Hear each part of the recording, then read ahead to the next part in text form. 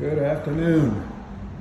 Video update number 6 of our Fort Worth metal brick rehab. Got crown molding going up now. Got the ceiling. We ended up having to put several coats of primer and white on the ceiling to stop the bleed through.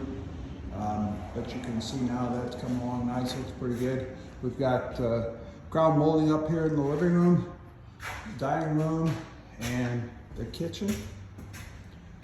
Okay, it's not completed yet, but and we also got the doors, trim, and the crown all painted now. So making progress.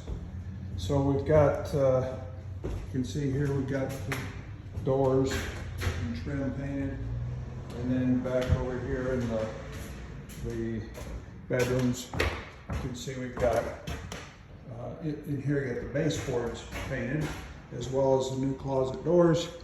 And then back here you can see where all the trim and doors are painted here as well. And then we've got laundry room doors and closet. I guess that's the laundry room doors there. That's all painted and dry. And the baseboard is up in here. So come along.